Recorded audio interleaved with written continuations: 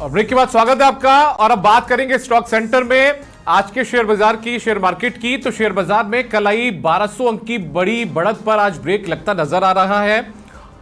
Sensex आज 200 अंक से ज्यादा की गिरावट के साथ 82,300 के आसपास कारोबार कर रहा है। वहीं निफ्टी 50 अंक से ज्यादा की गिरावट के साथ 25,000 और बैंक निफ्टी 100 अंक से ज्यादा की गिरावट के साथ 55,200 के आसपास कारोबार कर रहा है। बात करें विदेशी बाजारों की तो यहां भी मिला जुला कारोबार होता दिख रहा है। चलिए चलते हैं हमारे market expert financial doctor Rajesh Kumar Sodhani के पास। उनसे जानते हैं मार्केट में इस उतार चढ़ाव का क्या कारण है। राजेश जी, गुड मॉर्निंग, बहुत स्वागत है आपका। Very very good morning. नमस्कार, वेरी गुड मॉर्निंग। नमस्ते सर। राजेश जी, कल की तेजी के बाद आज एक बार फिर से भारतीय बाजारों में मुनाफा वसूली देखने को मिल रही है। ऐसे में आज के लिए बाजार के मेजर लेवल्स कौन से रहने वाले हैं? सबसे पहले तो आप सबको बधाई। जैसा अपन मार्केट को बोल रहे हैं वैसा मार्केट चल रहा है। कल जब 24,550 24,600 की निफ्टी थी तो आप कल तब भी देखिए कि अपन लोगों ने कहा था कि किस लेवल तक बाजार जाएगा। अगर जब से अपन लोगों ने अपना ये शेयर मार्केट का स्पेशल एडिशन चालू किया है तो आप देखिए अपना सक्सेस रेशो 92% है। मतलब अनबिलीवेबल सक्सेस रेशो है ये।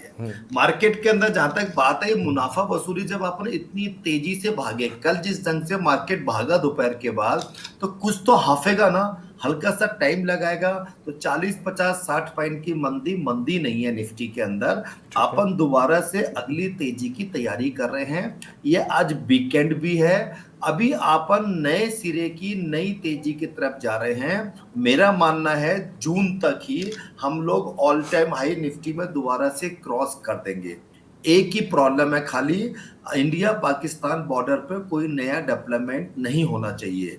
जैसे कल पाकिस्तान के विदेश मंत्री कहते हैं कि 18 मई तक ही हमारा ये है सीज फायर, फिर दोबारा कुछ नया डेवलपमेंट होगा। एक जिम्मेदार पोस्ट पे बैठा हुआ आदमी ऐसे बोलता है। तो अपने को कोई अगर भारत पाकिस्तान बॉर्डर पर नया कुछ भी डेवलपमेंट नहीं है तो हम जून के महीने तक ही ऑल टाइम हाई दोबारा से क्रॉस करेंगे, मेरा ये मानना है।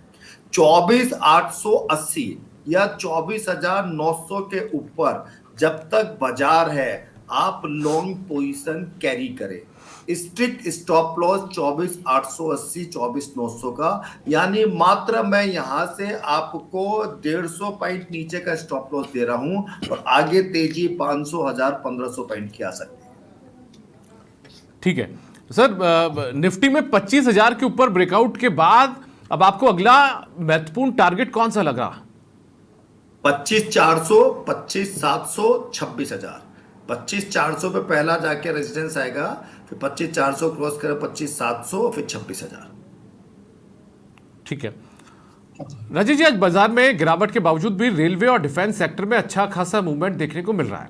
इसे आप कैसे देखते हैं और क्या इन सेक्टर्स में आज कोई ट्रेडर्स के खरीदारी के लिए मौके बन रहे हैं?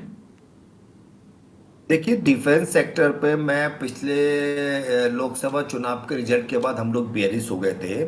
हम लोग डिफेंस सेक्टर में निकले तो हम लोगों का वो कॉल बिल्कुल सही गई थी। लेकिन अभी जो भारत पाकिस्तान का लेटेस्ट डेवलपमेंट हुआ बॉर्डर पे, जो 4 दिन के अंदर इंडिया मेड्स अपने भारत के जो बने हुए जो हथियारों ने जो चीज़ दिखाई है, किस ढंग से पाकिस्तान के ड्रोन को अपन ने कागज की तरह गिर दिया, तो उससे इंडियन डिफेंस सेक्टर के लिए बहुत बड़ी अपॉर्चुनिटीज आ गई।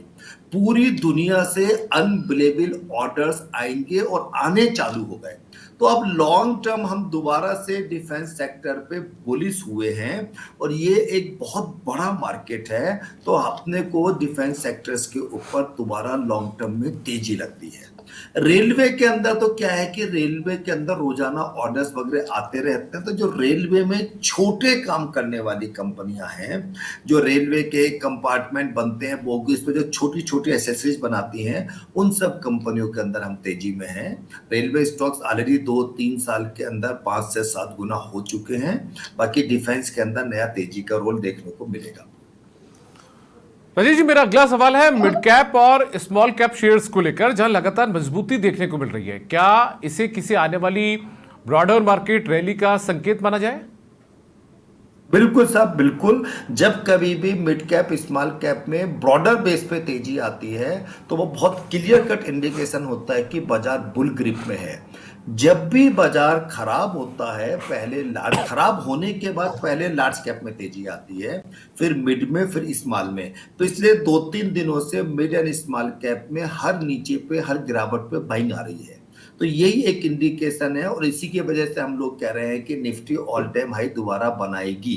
तो बाजार में ये मिड कैप और स्मॉल कैप में तेजी एक पॉजिटिव साइन है, और ट्रेडर्स अपना स्टॉप लॉस को रख के आराम से आगे की तेजी के लिए अपना ट्रेडिंग कर सकते हैं। ठीक है सर, अगले महीने 4 से 6 जून तक आरबीआई की मौद्रिक नीति समिति की बैठक भी होगी, जिसमें आरबीआई रेपो रेट के ऊपर फैसला लेगा। जानकारी के मुताबिक आरबीआई इस बार भी रेपो रेट पे 0.25% की कटौती कर आम आदमी को बड़ी राहत दे सकता है।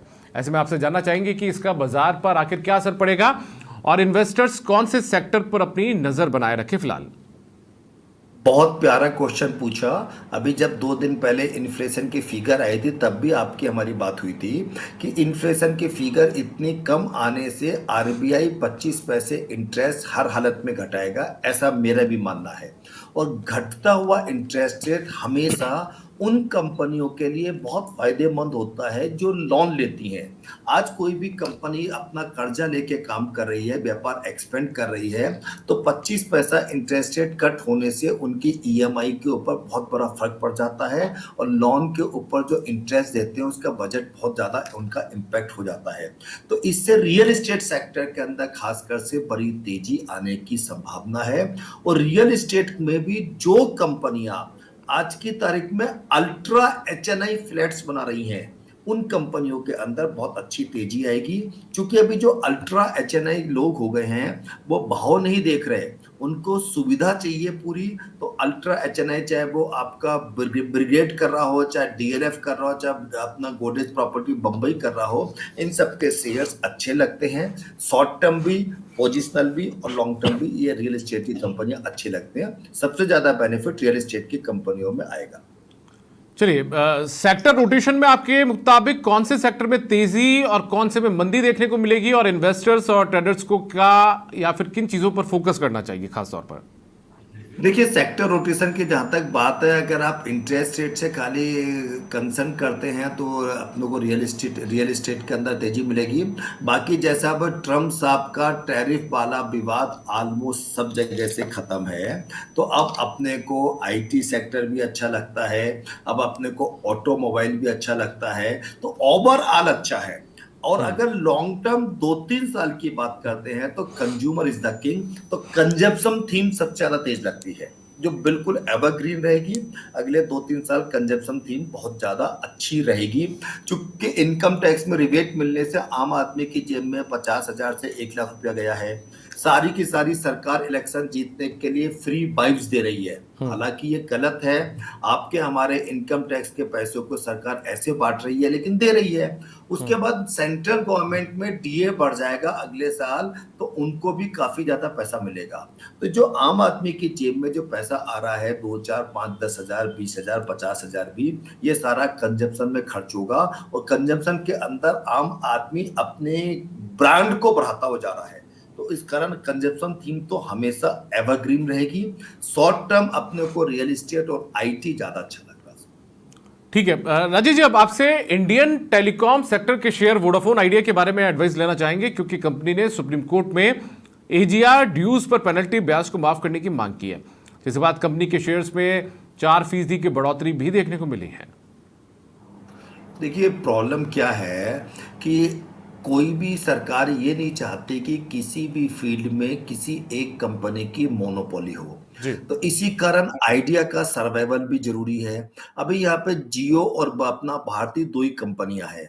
अब आइडिया के सर्वाइवल के लिए मैनेजमेंट क्लियर कट कह चुका, हाथ खड़े कर चुका, वो पैसे लगाएंगे नहीं। सरकार ने पहले भी आइडिया के अंदर जो लोन था उसको इक्विटी में कन्वर्ट किया। तो अब सरकार भी एक लिमिट के बाद कितना सहयोग करेगी। तो ये आइडिया का जो चल रहा है पेनल्टी ब्याज को माफ को, मतलब मैं इसको समझ में मेरी चीजें नहीं आ रही हैं। और आइडिया का शेयर, अगर हम शेयर मार्केट के पॉइंट ऑफ व्यू से बात करते हैं, तो 6-6.5 रुपए में बाई बन सकता है। ट्रेडिंग के लिए 10-11-12 रुपए मिल सकता है। बाकी आइडिया के अलावा जो टेली कम्युनिकेशन में भारतीय एयरटेल है, वो निर्विवाद रूप से लीडर है। वो शेयर यहाँ से भी अगले 2 साल में 50% का एप्रिसिएशन दे सकता है। ऑलरेडी यहाँ से ऑलमोस्ट डबल से ज़्यादा हो चुका पिछले 2-3 सालों में, बट यहाँ से भी अगले 2 साल में 50% से ज़्यादा एप्रिसिएशन दे सकता है। एज पर सेबी नॉर्म्स मेरा, मेरे दोस्तों का, मेरे परिवार का इसमें निवेश हो सकता है। ठीक है, हम हमारे सेगमेंट के आखिरी पड़ाव की तरफ है राजेश जी, क्योंकि हम आपको फाइनेंशियल डॉक्टर भी बोलते हैं, आप इस क्षेत्र के एक्सपर्ट हैं।